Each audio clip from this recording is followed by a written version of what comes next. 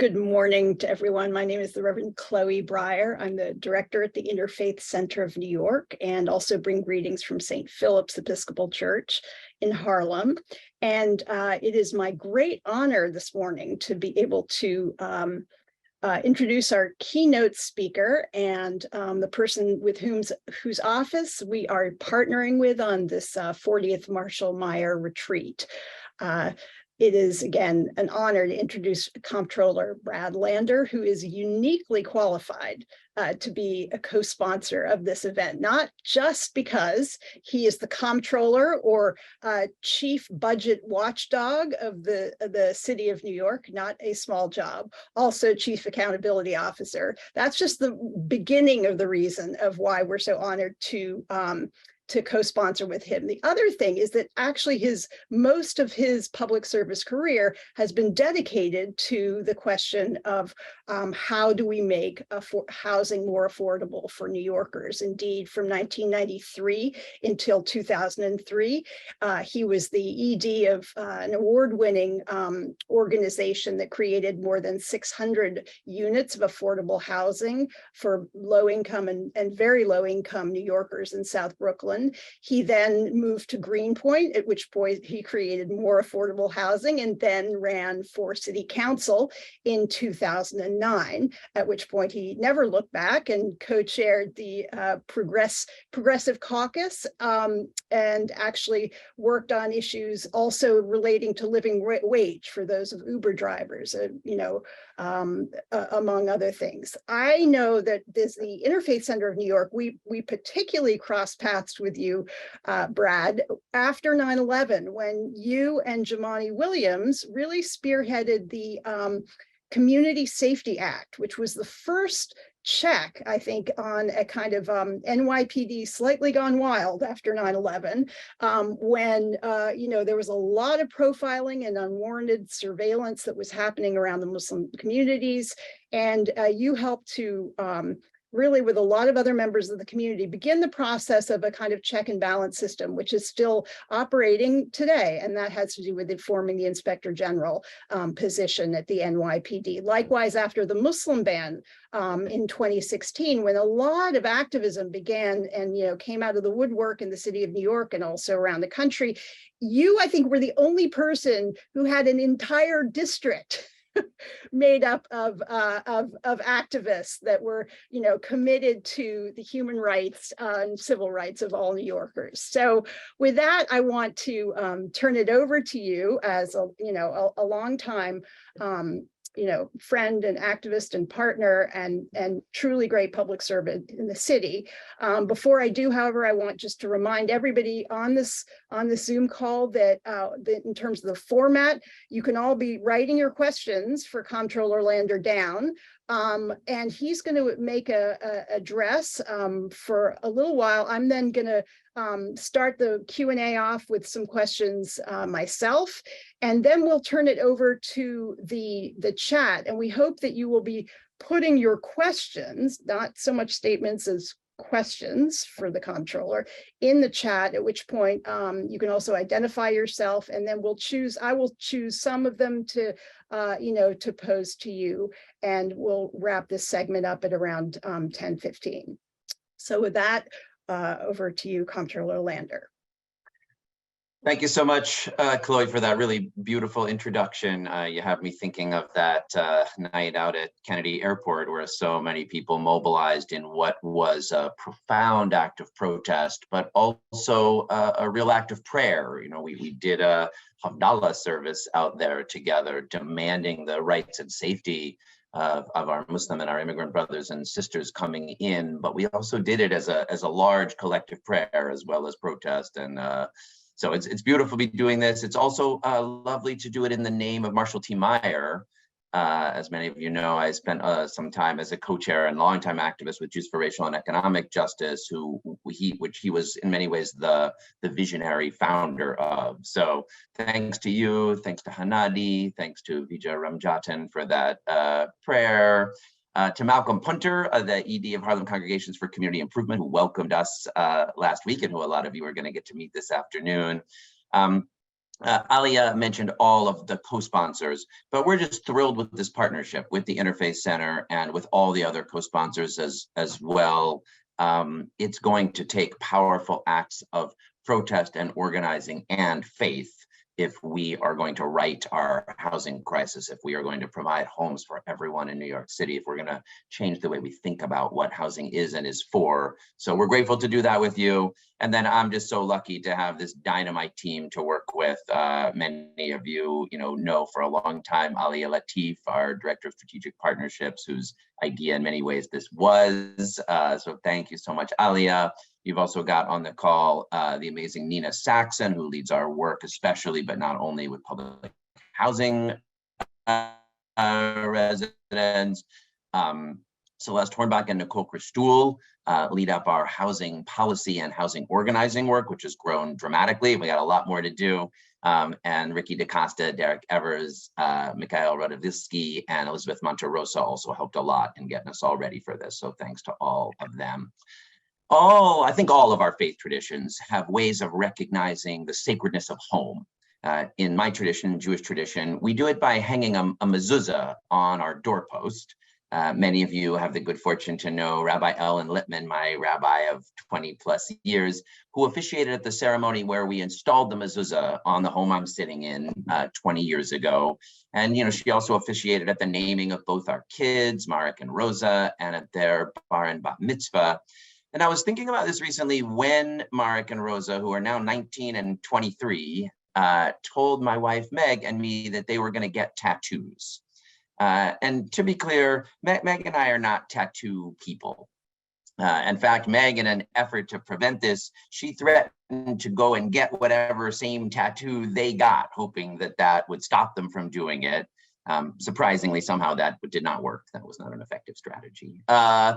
But here's what they came home with. Our son got the numbers of our address in the font that they were on our facade for the years of his youth on his arm.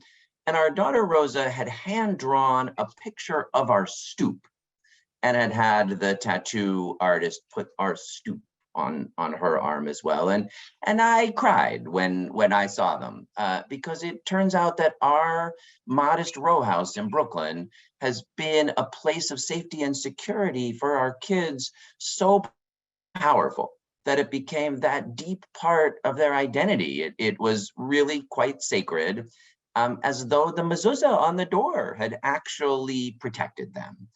And that was sacred and powerful. But of course, there is nothing sacred about a city that can provide housing security to white middle-class families like mine and can't or won't provide it to millions of Black and Latino and low-income kids. Obviously, the principles of most faiths, housing security, it's a core tenet of the values of love for our neighbors, of welcoming strangers like we did at Kennedy Airport and like we should in our neighborhoods, of the inherent equality and dignity of all people. In Jewish tradition, what we call B'Tselem Elohim, that everyone is made in God's image. And of course, that means everybody needs the kind of safety and security and home reflected in those tattoos. But judged by these broader faith principles, we're of course failing very badly. And it's not just people of faith. There's broad agreement that New York City is facing a severe housing crisis, one that already existed before the pandemic and has grown visibly worse through it.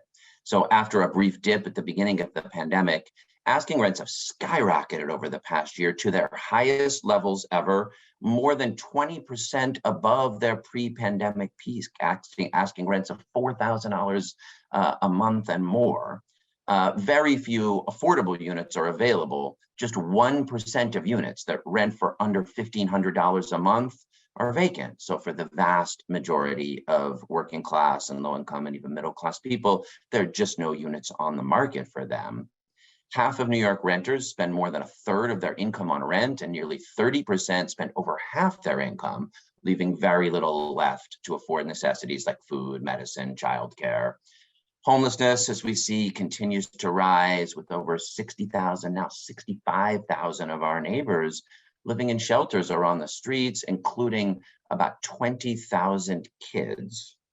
and evictions, a primary driver of homelessness and a source of so much trauma and instability for families, like the opposite of what those tattoos are, have resumed after a pandemic moratorium, with over 260,000 pending eviction cases in New York City as of November.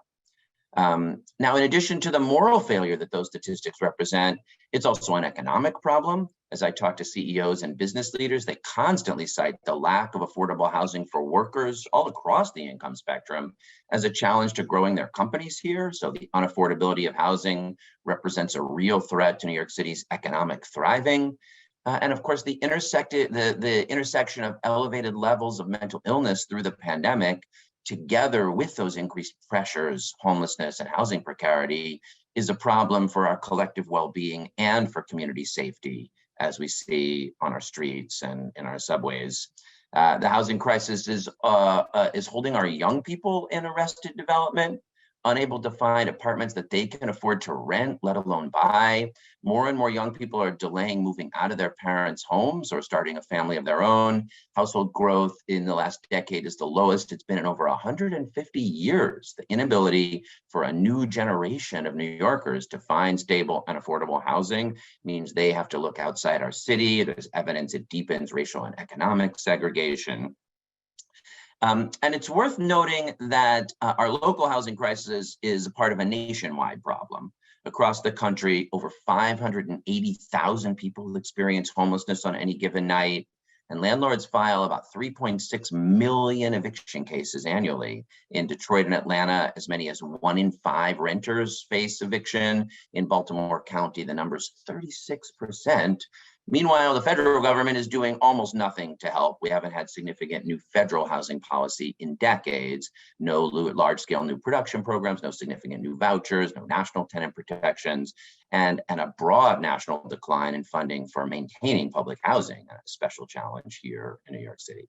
So that's the crisis. You guys all know it. We got a lot more stats on it in the Comptroller's office, but I don't want to keep going on with statistics. And while there's broad agreement that we're in a housing crisis, there is much less agreement about what's causing it, and therefore what we can do to solve it. Like so many other things, it can feel like polarization has poisoned the housing policy debate. So in one corner are proponents of yes in my backyard or YIMBY policies, rightly angry about exclusionary zoning and concerned about the lack of housing production, especially in cities like New York, but also in wealthy suburbs across the country. And that belief reflects the idea that unfettering the market will unleash new housing creation, which would then filter down, lowering rents in older buildings and thereby creating more affordable housing. Both Governor Hochul and Mayor Adams, for example, have indicated that increasing housing supply will be their top priority, or one of their top priorities, in the coming year. In another corner are tenants' rights advocates, often rightly skeptical of developers, landlords, private equity firms increasingly buying up homes. They want stronger rent regulations and tenant protections to prevent folks from being displaced as rents skyrocket. Many of them don't believe that new supply built by those same developers will help, so they often fight new development when it's proposed. And we feel like we're locked in this, kind of either or struggle. Some faith traditions, of course, take more of a both and approach to problems rather than an either or one. And we think something like that is really what's needed here. Building more housing and increasing tenants' rights are not mutually exclusive concepts. In fact, they work best together. So we can and must do both. And then actually a bit more too, if we actually think of our homes as potentially sacred spaces that nurture and protect our families, we're going to actually have to go beyond even just building more housing and protecting tenants to thinking about housing in a little bit of a different way. So it's a complex problem. Sadly, it does not have a single or a simple solution. I think of it in sort of 3 prongs, and that's what I'm going to kind of sketch out here. First, more to protect tenants so they don't face eviction and homelessness. Second, build lots more new units so we don't have the problem of supply and demand. And then third, and this is actually where I think there's a special faith lens, we need to expand what it's sometimes called social housing, housing outside of the speculative marketplace that can guarantee for folks who really need it, and then maybe for all of us, something like what Marek and Rosa tattooed on their arms. And faith leaders have a role in all three of those prongs. So let me go through them here a little bit, and then we can talk more in response to questions. So first, we must strengthen tenant protections to prevent evictions and reduce housing precarity. We need more housing, and I'll get to that momentarily. But how can we ask people to support new development in their neighborhood if they reasonably are fearing that it's going to push them and their neighbors out of the places they've lived for years? Without building more confidence that new development won't harm existing tenants, skepticism about development is likely to continue and constrain what can get built. So that's why it's got to come along with strong protections against rent hikes and unwarranted evictions. I think this is straightforward to people of faith, but it's worth saying because our market approach often allows it. Do we really believe that a landlord should be able to raise the rent however high they want with no regard for the existing residents who live there? Even in New York City, that's what nearly half of all renters face who are not covered by rent stabilization. As rents rise dramatically, New Yorkers without the right to a renewal lease, who again are nearly half of all renters, face growing insecurity, not knowing if they'll be able to stay in their homes or their community each time their lease is up. And nobody's kids feel safe and secure on the brink of eviction. So tenants need strong protections like what are called good cause eviction rights, which require landlords to offer existing tenants a right to renew their lease with modest rent increases. That security goes such a long way to enabling families to have the confidence that they can put down roots and stay in their neighborhoods. Those good cause eviction protections are the top legislative priority of Housing Justice for All, a coalition of housing advocates in Albany this year. And I urge everyone here to join that campaign. It's going to be a tough one, but it can happen. Now, even with expanded protections such as good cause, we know that given economic precarity that so many low-income New Yorkers face, some people are going to fall behind on their rent and face eviction. One great thing New York City did a few years ago in 2017 was adopt what's called right to counsel to make sure that tenants in housing court have a lawyer, which the vast majority did not have before. When the law was adopted in 2017, we saw a 30% drop in evictions. A lot of you were involved in that campaign, but unfortunately, especially during the pandemic, that requirement hasn't been met. It's been challenging for the courts to process, to move through the process in a way that guarantees every tenant gets that right to counsel. And so more and more tenants now are facing eviction without it. We've got to make sure that that law is honored, that every tenant facing eviction has counsel in housing court. We know it makes a difference. And further, to ensure that tenants have the ongoing financial support needed to stay in their homes, there's a great new voucher expansion program also proposed in Albany, the Housing Access Voucher Program, or HAVP. It's another thing that's on dock for advocacy in Albany and will make just a huge difference in helping homeless New Yorkers get out of the shelter system, in preventing people from losing their homes. That combination of good cause eviction protections, guaranteed right to counsel, and expanded housing vouchers will make a big difference in protecting tenants, and especially the most vulnerable ones.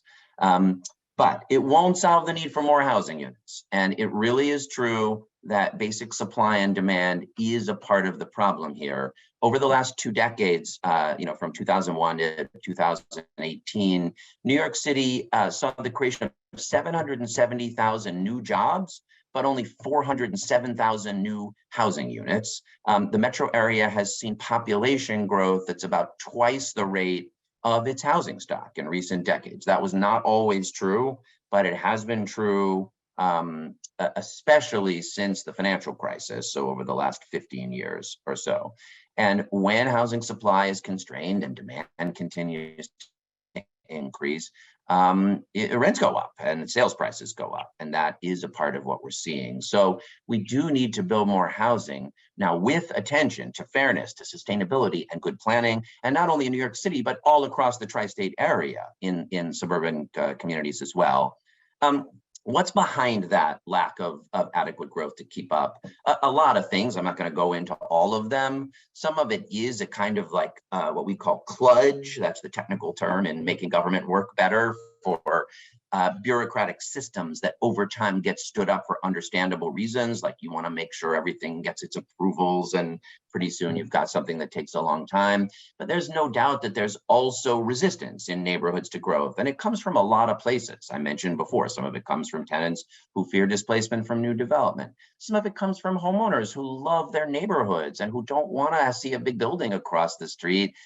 Sometimes that is motivated more by an anti-immigrant or active racist sentiment, but in my experience, more often, it is just motivated by a kind of small c conservative love of people's community. But look, it is usually led by homeowners who often hold wealth in neighborhoods and who are resisting, who are holding on to a privilege by not allowing more people into their neighborhoods. And we are going to need, along with tenant protections and along with more social housing, an effort to create new housing across a wide range of income levels. And I think faith leaders and communities have a role to play here as well, helping people think about what that looks like and seeing welcome of neighbors, just like we did out at Kennedy Airport, also in what it means to fight for housing, and especially, of course, genuinely affordable housing in communities that don't have enough of it. We're going to hear a lot about this from the governor, the mayor, and other legislators in the coming months. Governor Hochul's 2022 State of the State is reportedly going to focus on some of these issues, talk about getting rid of exclusionary zoning, long deployed by white homeowners to hoard the benefits of high property values and in some cases segregated schools, especially in the suburbs, but in some of our neighborhoods as well. Harvey Epstein's got a great bill that takes cues from California and other places to legalize and encourage accessory dwelling units, some kind called granny flats, which could increase housing substantially here in the city and around the country. And we've put out a model for how that could be done as well.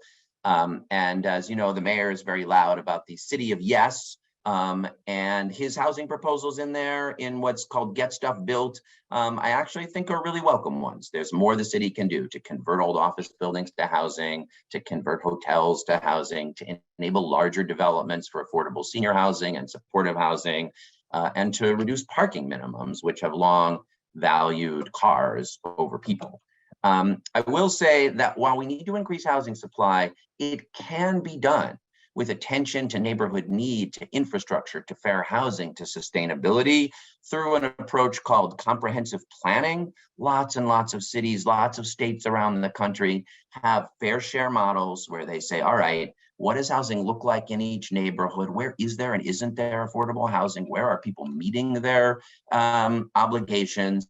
And what do we need to do to have the infrastructure like parks, sewers, schools, other critical services? So we've got a proposal that we'll also drop in the chat for a more comprehensive planning program. There's a lot of good models out there, statewide fair share models like New Jersey's identify how many units each municipality needs to build. So there are ways to make sure that we grow the amount of housing we need while keeping a thoughtful planning approach to doing it, organizing so that it's increasingly near transit stations, so that it takes a pro-housing approach, a fair housing approach, which means wider and wealthier neighborhoods are more likely to see more growth that especially is aimed at lower income families.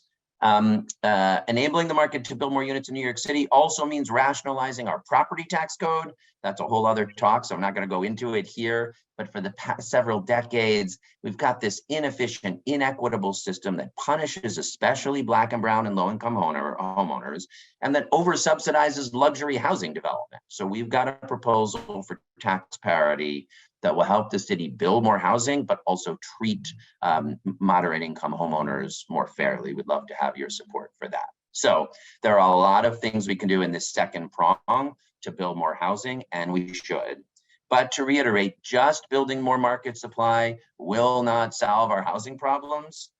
And there's a lot of reasons for this. First, we've got a crisis now, and even if we start building more housing, it'll take years, at least 5, probably 10, before you see the benefits of that additional slack in the marketplace. We got to do it so we won't have those additional problems then, but that's not going to help folks today. And one sign of that, even though rents have spiked the most in Manhattan and in Brooklyn, 7 of the top neighborhoods where for eviction filings, and 8 of the top 10 are in the Bronx. that is mostly about lack of affordable housing, housing precarity, and poverty, not mostly about additional market supply. So that's why, in addition to more housing, we need those stronger eviction protections and vouchers. But it's also why we need more of our housing produced in ways that are outside the speculative marketplace, that aren't vulnerable to being lost from affordability. So third, we need to dramatically scale up what's sometimes called social housing, permanently affordable housing removed from the speculative marketplace with mechanisms in place for democratic governance. And in some ways, I think that's the part of our vision for the housing crisis that maybe is most resonant with faith visions. And I'll talk about that more in just a minute. Social housing is an umbrella term. It includes shared equity co-ops, not-for-profit rentals, supportive housing, public housing, and community land trusts. And New York's got a great tradition of it. You know, in an earlier generation, Mitchell-Lama housing co-ops were built to provide affordable homeownership to working class residents. Between 1928 and 1978, 292 housing developments with more than 150,000 units, half of them limited equity co-ops, were built in New York City. And those co-ops demonstrate how social housing can cultivate solidarity in a way that becomes a genuine, tangible social asset that helps us confront the problems we face. While there's talk about buyouts, over 90% of the Mitchell-Lama co-ops remain in the program today, decades after people could have chosen to go private and make a lot of money. They still have kept their units in the Mitchell-Lama regulations that make sure they stay affordable from generation to generation. Faith institutions have played a crucial role in expanding social housing in New York City. And many of you were involved in, and many of your institutions were involved in the community development movement that grew up in the wake of the abandonment crisis of the 60s and 70s, when fire, arsons, abandonment led to hundreds of thousands of abandoned housing units all around the city. And what grew up in its wake, and this is where I got to come into the housing movement, as Chloe mentioned, at the Fifth Avenue Committee, and you've got folks like Harlem Congregations for Community Improvements and folks all around the city who, out of their houses of faith, out of their tenants associations, built community development groups that clawed their neighborhoods back from abandonment, and in many cases put them into some form of social housing. Last week, I had the opportunity to visit Harlem Congregations for Community Improvement, as a lot of you are going to get to do this afternoon. And they were born out of that abandonment crisis, like the Fifth Avenue Committee and Bed-Stuy Restoration and Banana Kelly and on and on and on. And years later, even though so much of the way that we address the affordable housing problem has shifted to for-profit private developers, they are holding on to those similar social housing efforts. So you're going to see limited equity cooperative housing that provides affordable homeownership opportunities, a laundromat, a child care center, rooftop solar. It really is an example of faith in housing, of community-centered, not-for-profit housing designed to stay affordable and build community wealth and connections. When I came into the housing movement in the early 90s, the idea was that those abandoned or vacant buildings that the city took over and passed on would go a third to the private sector, to for-profit developers, a third to nonprofit community development corporations, affordable and supportive housing, and a third to the tenants themselves as limited equity co-ops. At this point, we've shifted so that 80% of our housing dollars and the land the city disposes, and even more than that of our affordable housing tax breaks, goes to for-profit private developers for rental housing. It's not permanently affordable, doesn't help build community or family wealth. And we often have to fight to make it genuinely affordable to the people who need it most. So we're working with a lot of you and a lot of others on an effort to dramatically expand. We're going to say double the footprint of social housing. If you count NYCHA, social housing is about 10% of the New York City housing stock. Let's set a goal of making it 20%. You know, that would still, there's still plenty of room for the private market. But if we had 20% of our housing market in these forms of social housing, of social ownership, not only would that mean that was housing that really was available to those folks facing eviction in the Bronx, to low-income tenants, but just like public options work in education and healthcare to improve the market overall by providing a genuine alternative, we think that would work here as well, making affordability something that you would see more across the market. So I'm not going to go too deep into these policies, kind of want to wrap up and take questions, but that means preserving all the social housing we have, public housing for sure, our Mitchell Lamas and our HDFCs. It means when city-owned land is disposed, it should only go to nonprofits and social housing providers. We need new models for the lien sale to put housing into community land trusts. And we need to get back at least to 50-50, that the city subsidy dollars for affordable housing go to social housing entities. We've got some good fights coming up. There's some legislation that Housing Chair Purina Sanchez is going to consider in her housing committee. And we think in some of the conversations that take place this spring over what should replace the thankfully sunsetted 421A tax break, there is room to center new models of social housing, including a new kind of affordable cooperative homeownership like Mitchell Lama was. That's going to be challenging. There's plenty of tensions. I'm sure there'll be fights against it from developers. The capacity of our social housing organizations needs to be strengthened. And I just want to acknowledge a problem that we've now allowed generations of white families like mine to build intergenerational wealth through fee simple home ownership. So there's something that we have to scrutinize and ask about in terms of saying, okay, the next big wave of home ownership, and especially offered to working class and Black and brown families, might be restricted in its resale.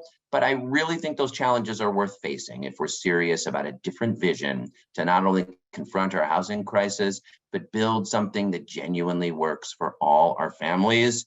And that brings me back to conclude to Mark's and Rosa's tattoos,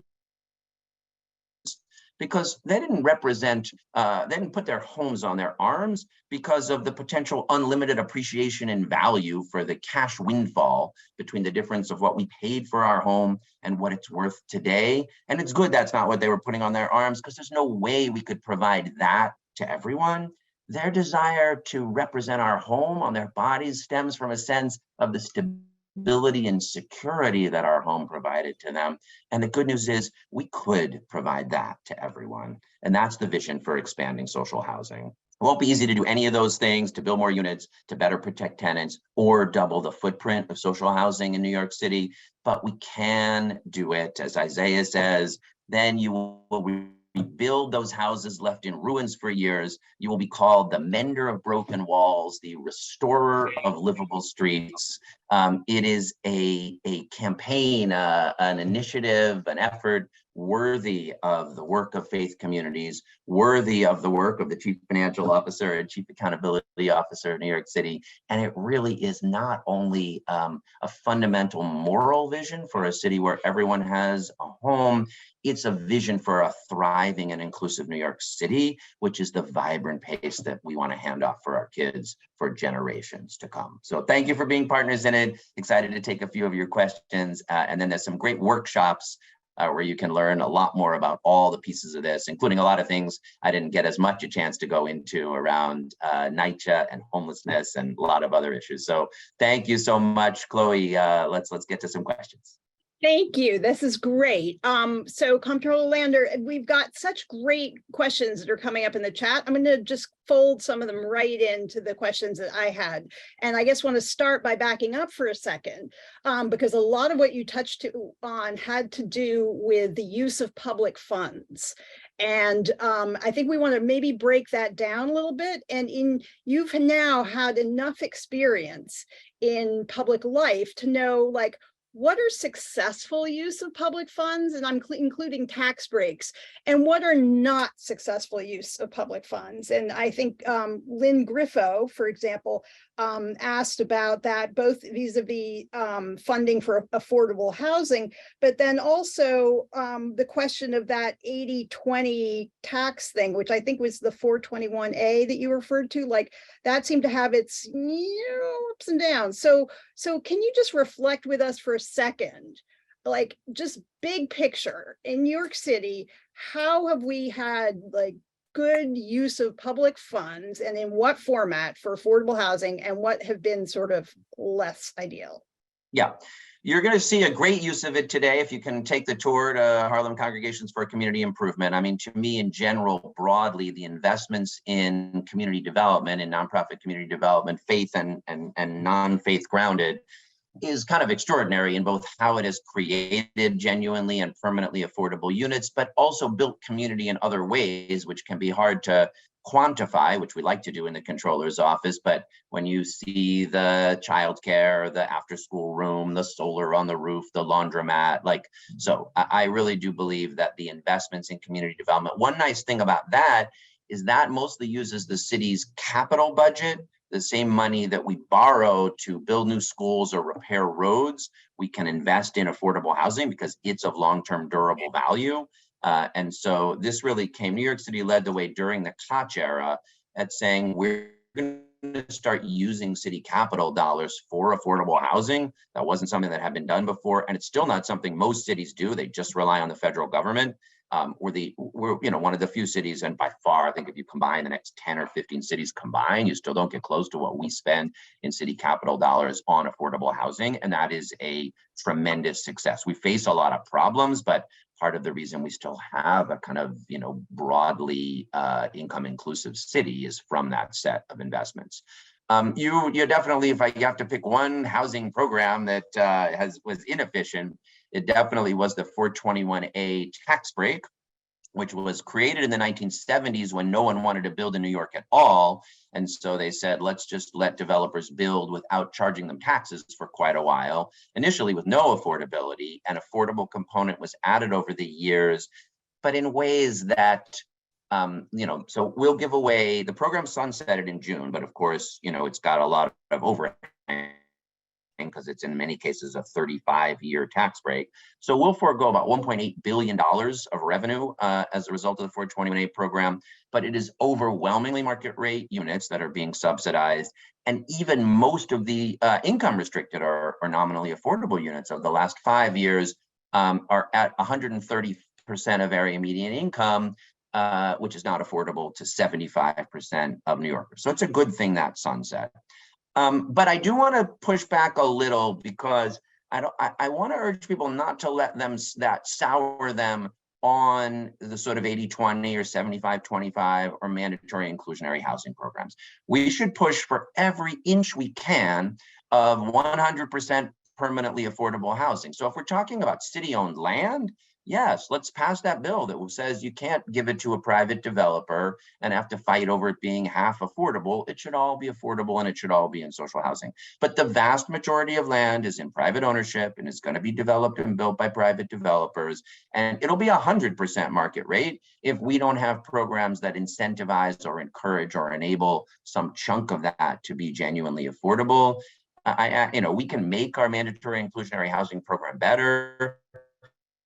We can sure underwrite any tax breaks we're going to give smartly so they really reflect the actual cost and affordability and are really enforced over time. But if we want more affordable units in the places where, a lot of our congregations are in, Brownstone, Brooklyn, where I live, in Manhattan, we are going to need models that include programs that incentivize for-profit developers to include affordable housing in their buildings as well. And so I hope what I try to do today is pitch kind of that these three things really go together, and you might have one you care the most about, and by all means go fight for that. But I think we're going to need this more holistic and comprehensive. And that's interesting what you say, because of the new Racial Justice Commission thing down that was on the back of the ballot had to do with a real honest assessment of what affordability meant in New York City. So perhaps that will be a better way to actually measure the 20 or 30% that actually, again, is quote. One nice thing we also did that just went into effect is requiring a racial impact study on proposals for new housing development. We passed it when I was in the council, but I think it just went into effect. So A rezoning in Borum Hill that Lincoln Ressler led the way on Bergen Street was the first one that says, yeah, for a long time we've said, what's the environmental impact of this development?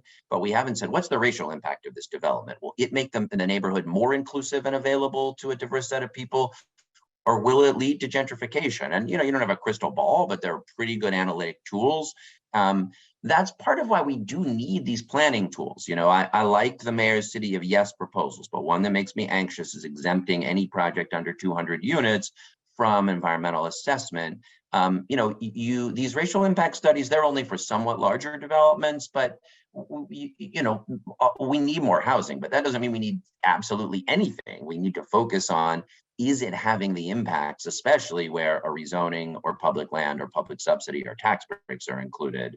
That's the lens. That's what comprehensive planning brings. Just like, what are our goals? What's the lens we're bringing to new investment and development?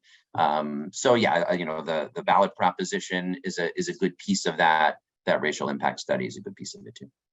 Okay, so Doreen Mohammed from Justice for All Coalition asked about, again, a topic that I originally was going to ask anyway, having to do with the warehousing of affordable apartments and the 30 to 40,000 apartments that are sitting empty. Her question, can we take them by eminent domain? Like, why not, right? A lot of good strategies here, actually, and I think this is a great place to focus some of our energy. And part of the problem is we don't even have good data. So I think there's estimates that range from like 30 to 90,000 units that may be being held off the market. They're in rent-stabilized buildings. Part of what happened is the great 2019 rent stabilization laws strengthened the laws, so you can't jack rents up in the ways that you could before that. And some people bought their buildings planning to jack their rents up. What they paid for those buildings, the way they borrowed, what their profit expectations were. They expected to be able to raise rents, and those laws don't allow that to happen. And that means those units will be more affordable. But landlords are saying, well, we can't put them back on the market at these lower rents. It just, the costs don't work for us. And I think there's a few really interesting ways to confront this problem. First, I learned at my tour of HCCI last week, they're actually in conversations with one developer with a big portfolio who have hit this problem. And they're talking about buying the portfolio and bringing it into social ownership, bringing it into nonprofit ownership, making it permanently affordable housing. So let's provide subsidies and resources to enable nonprofits and land trusts and social housing providers to buy the portfolios where owners are saying, I can't keep doing it. There's some simpler things too, though. We could just use vouchers and short-term subsidies. The city used to have a program called EARP, E-A-R-P, that gave an owner a little bit of money up front and a voucher, but you had to, that was for a tenant coming from the homeless shelter system. So that'd be another approach here. Fine, you say your units are vacant, we'll offer you a little bit of subsidy, but it's gonna mean that you're housing a homeless family. It's no coincidence maybe that the number of warehoused units, roughly match the number of homeless New Yorkers. So sure, if we could use either a social housing or a voucher approach. Eminent domain takes a very, very, very long time. So I think if there's more of an incentive-based model, whether it's acquisitions or vouchers, that'll work better than trying to take the buildings through eminent domain. Just practically, I'm not opposed to it, but having seen it a few times, you start and like a decade later, you're still in court. But yeah, I mean, all our options and tools should be on the table. Okay, now there's a question from Arun Hanif that had to do with specifically immigrant community and the language barriers that are in place for people who do not speak English that wish to kind of get into the affordable housing process, which is a question that is also related to a sort of something we're going to have a workshop on, which has to do with the increase of New Yorkers who are their houses of worship have a really interesting possibility of either being able to provide respite beds or stabilization beds, or we're not this congregate kind of place, and we're ripe to be able to actually house and welcome both new and existing New Yorkers who are unhoused. However, the city seems to make it particularly difficult with the kind of ability to kind of reimburse houses of worship. And there are still these like horror stories floating around of like, 3 places on Staten Island, churches that aren't reimbursed since like 2020, So I want to talk, I'm putting these 2 questions together because they're kind of relate to accessibility. Yeah. Absolutely on language access, this is true kind of across city government. We've got such a beautifully diverse city, and we've got laws that require us to provide services and do outreach in the languages New Yorkers speak. And doing that takes a real intention, and we don't live up to it a lot of the time. We do language access audits out of our office. And so this is a big issue, and we absolutely have to do it. There's also a broader role in thinking about the kinds of risks that immigrant communities face. We're about to come up on the 1-year anniversary of the Bronx fire. I think I saw Mohammed Marda on this Zoom. And we don't do enough to protect and to address housing conditions and safety. And that is, of course, especially a problem in immigrant neighborhoods. So outreach to do better at cyclical inspections and basic protections for tenant conditions needs to also be done with a much greater language access angle.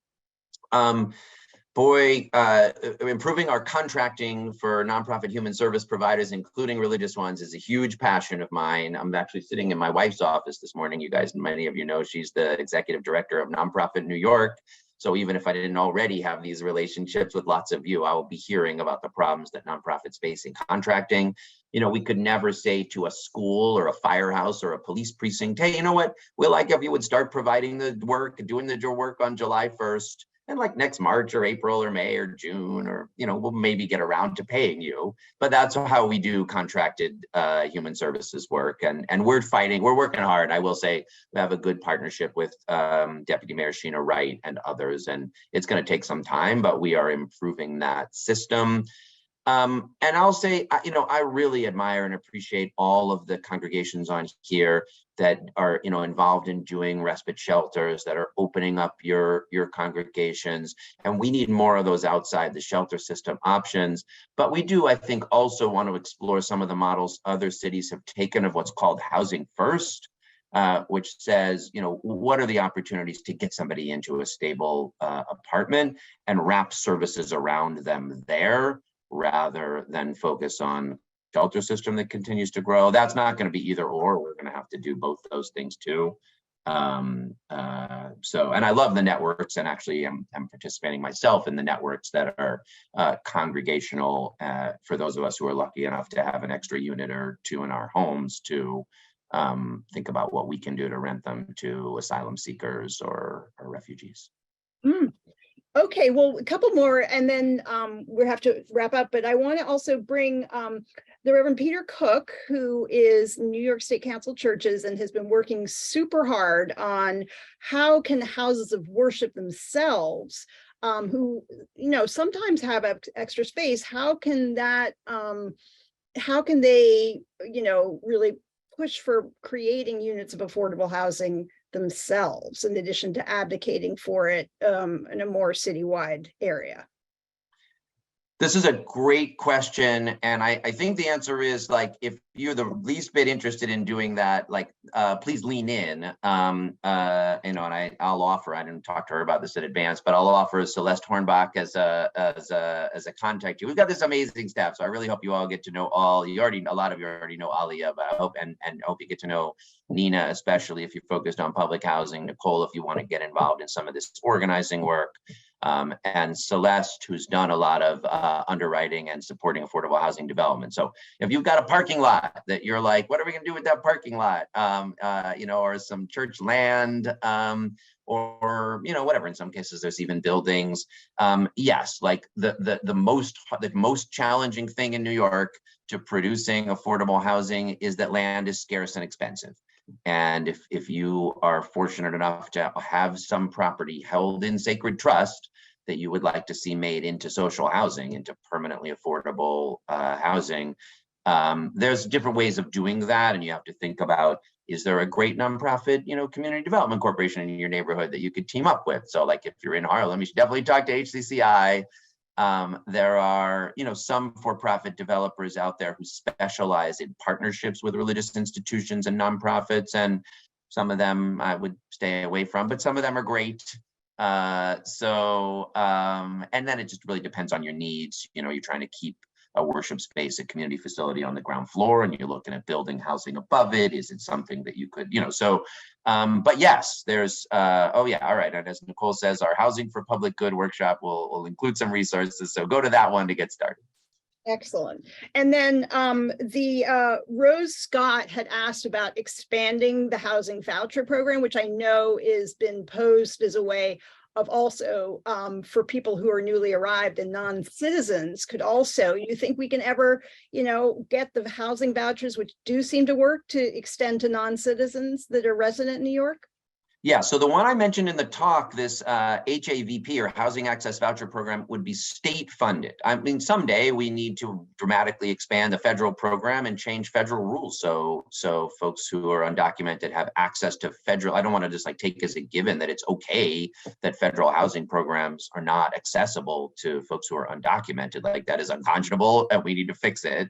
But for the moment, it is the case that general federal housing resources can't be used for undocumented folks, but state resources can and city resources can.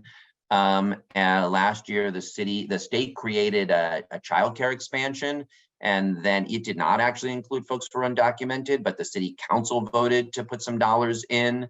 And I think the state this year is looking at, I think actually I saw in the chat, someone talked about a state effort to expand the child tax credit, maybe called the working families tax credit.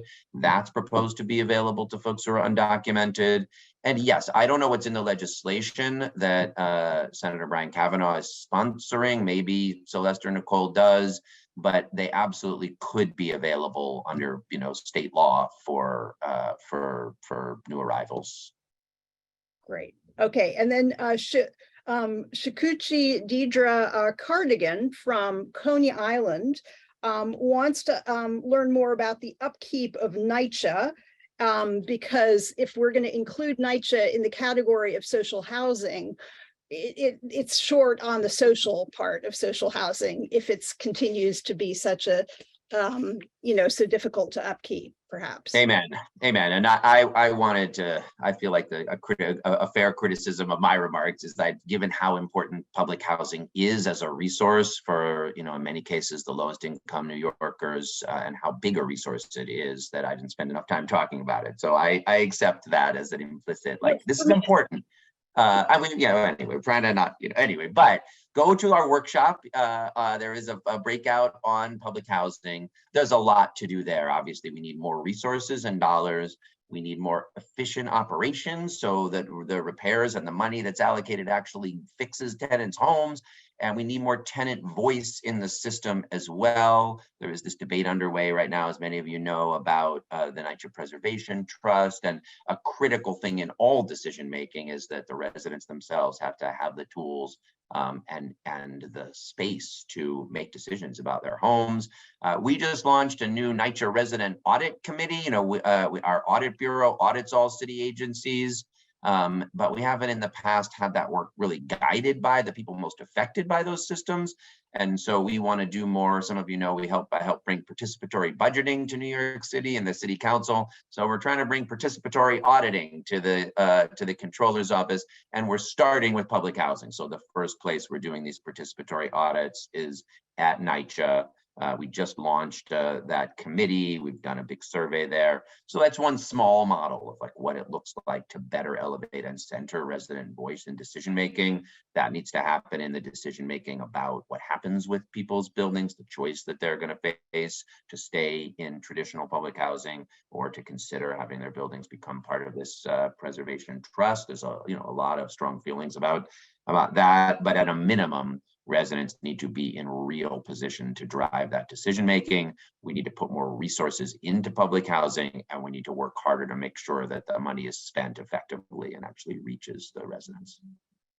And then just as a final note, will you say, is there any other way to switch gears for a moment? You touched on it in your remarks, but the way that your own faith has kind of enabled you to engage in these issues or called you to engage in these issues in ways that might not be obvious to others?